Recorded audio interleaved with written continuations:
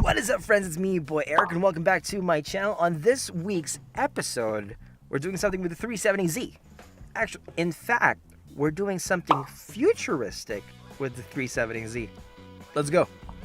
And before I get in too deep with this video, shout out to Rick for showing me this beautiful infotainment. 13.6 inches. It's amazing.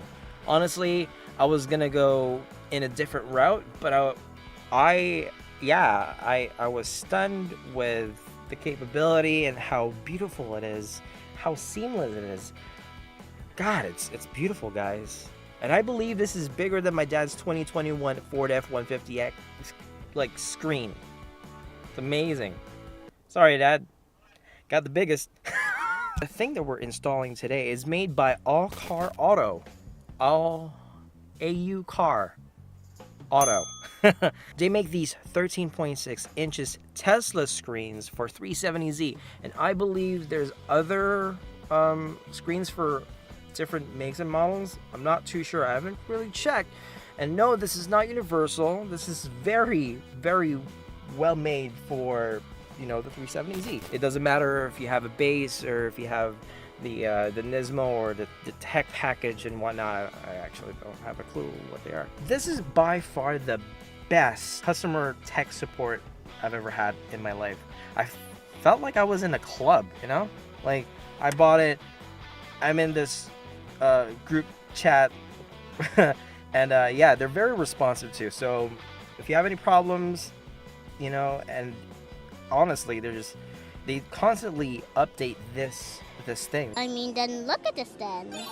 I can't imagine a more beautiful thing. So you know what, enough chatter for now. Let's just do an unboxing. Let me show you how it's installed in my setup, and then we'll talk about it later on, okay?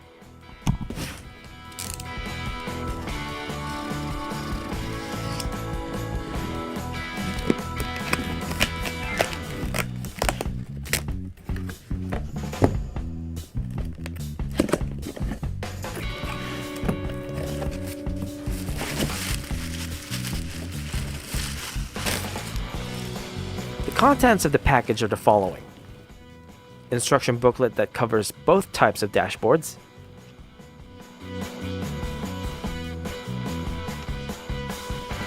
a SIM card adapter for the 4G feature, and a bag full of harnesses.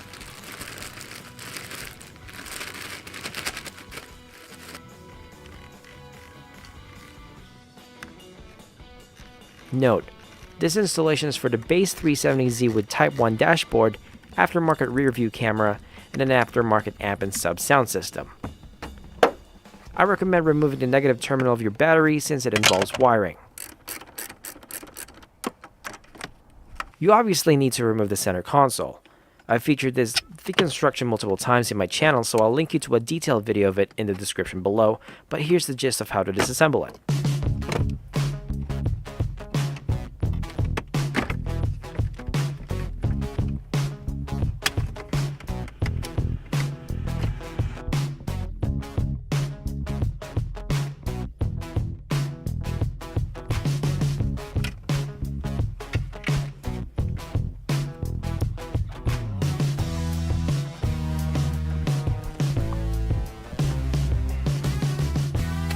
You'll need to reuse the center console trim minus the cubby. To remove the cubby, remove 4 screws.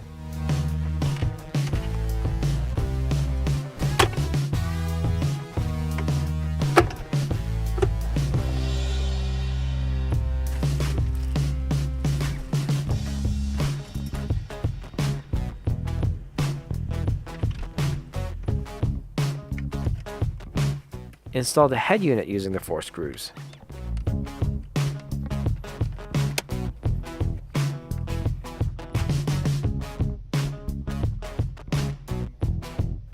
Take the CAN bus module from the OEM head unit bracket.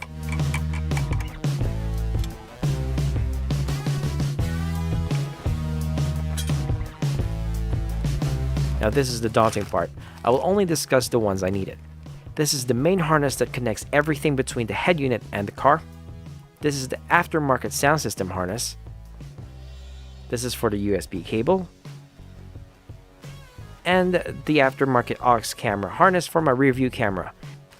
These are the supplied antennas. This is for your GPS and to be installed in the center of your dash without any metal obstructing over it. And this one's a 4G antenna and to be installed on both sides of your dash. Great thing about the harness is it's foolproof. Each ports are different and will only take appropriate input. For the reverse camera, you will need to tap this wire from the main harness to your camera's reverse signal wire.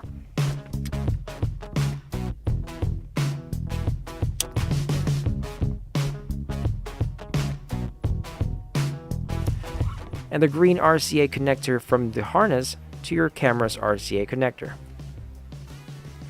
Install the main harness antenna connector to your car's OEM antenna connector. The GPS is installed on the right coax plug.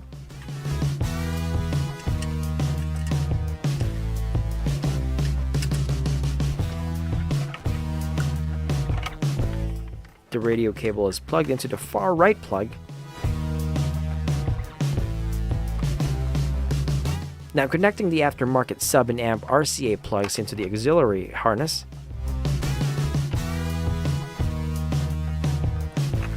Connecting the main head unit harness to the car. Also, do not forget to connect the AC 10-pin plug from the head unit's main harness to the car. And this ground wire is required to boot the unit, so I'll be using this top screw inside the dashboard.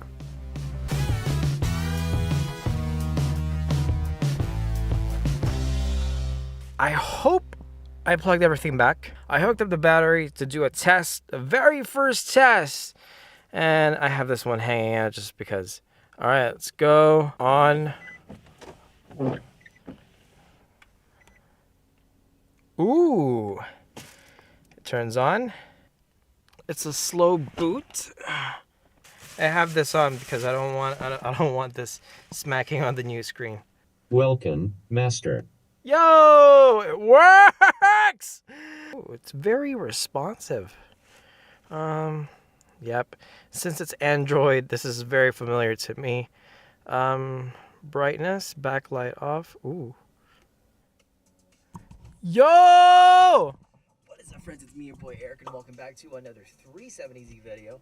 On this one, we have a front lip for my V2 Nismo front bumper. Watch it. So, yo! Yeah! Yes!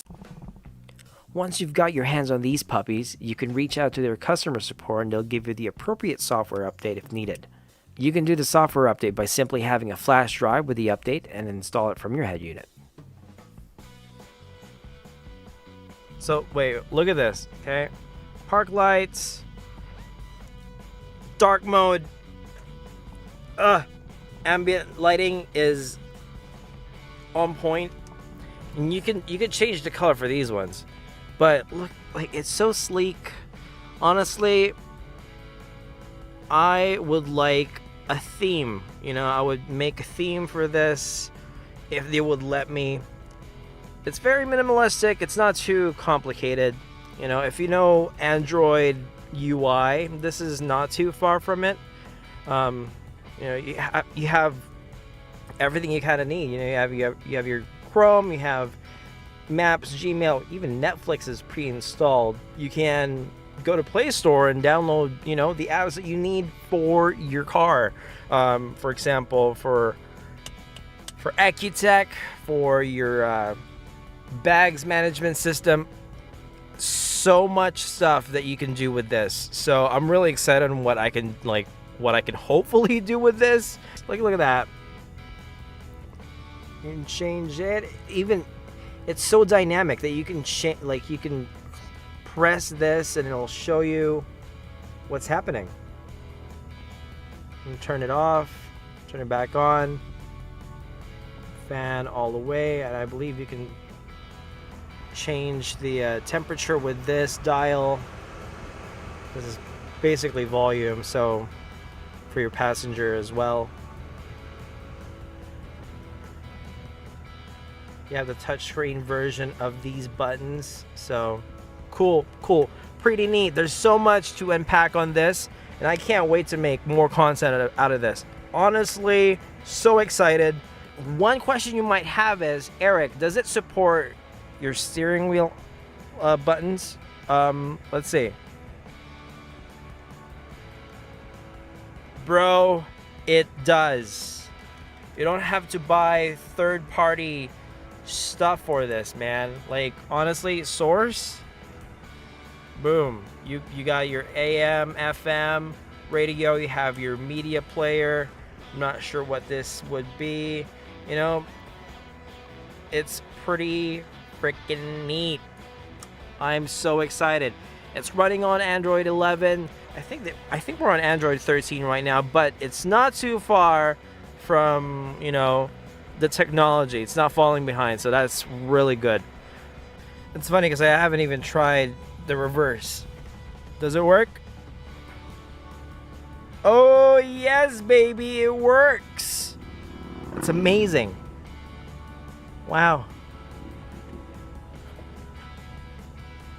Takes a little while though, but we can work on that. We can work on that. I'm really looking forward to what hopefully I can do with this Tesla screen. God, it's not a Tesla screen. It's just a tablet instead of like your head unit, you know? I'll do more reviews out of this. I'll do more content, hopefully, on how to make, you know, how to customize this, what you can use this for, you know, create use cases out of it. So yeah, if you like this video and this screen, leave a like, and if you haven't subscribed yet, you know what to do. Go down there, hit the subscribe button, and then the bell so you get notified when I'll be releasing new videos. You can follow me at its.ericvenzen on Instagram, and I'll see you in the next video. Take it easy, folks.